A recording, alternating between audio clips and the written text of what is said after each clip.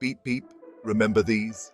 Ah, the sound that could make you the center of attention in any room. A blast from the past. These little devices were the epitome of cool back in the day. Yo, what's up, people?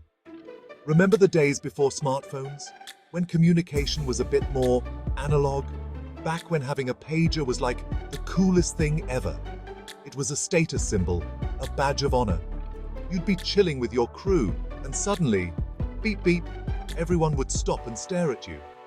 It was like magic, a moment frozen in time. That's right, we're talking about pagers, baby. The original mobile communication device. Those little plastic boxes that were basically the OG mobile tech. They were simple, yet revolutionary. You'd get a beep, check the number, and find a payphone to call back. It was a whole process, but it made you feel connected in a way that's hard to describe today. And let's not forget the codes. 143 for I love you. 911 for urgent messages. It was a language all its own. So, next time you hear that beep beep, take a moment to remember the simpler times, the days when a pager was all you needed to stay in the loop. The lowdown on pagers. Simpler times. Simpler tech. Okay, so how did these things work? It's actually pretty simple. Pagers were the go-to communication device before cell phones took over. They were small, portable, and incredibly efficient for their time. Imagine someone wants to get in touch. They'd pick up a phone, usually a landline or a payphone, and dial your unique pager number. They'd call your special pager number. This number was linked to your pager, which was always on and ready to receive messages. The message would go to a pager center, and then, beep beep, it would show up on your pager's little screen. You couldn't reply, you couldn't scroll, you couldn't do anything but read the message. It was a one-way communication system. You just got the message. Simple, right? It was a straightforward way to stay connected, especially for professionals like doctors and emergency responders who needed to be reachable at all times.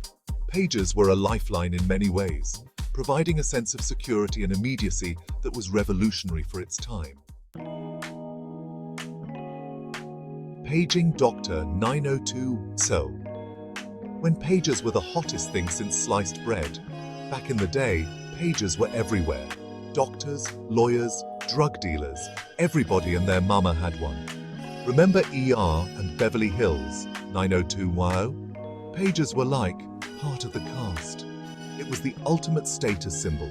If you had a pager, you were somebody, man. Funny beepers. Remember these pager codes? Here's the thing about pagers though, you couldn't actually talk on them. So, we had to get creative. Remember pager codes? 143 meant I love you, 911 meant emergency, and 007 meant, well, you were feeling pretty cool that day. It was like our own secret language, man. From pagers to iPhones. We've come a long way, baby. Now, let's be real. Pagers were pretty basic compared to the smartphones we have now. I mean, you can't even watch cat videos on a pager, but hey, they were a sign of the times, and they paved the way for all the awesome tech we have today.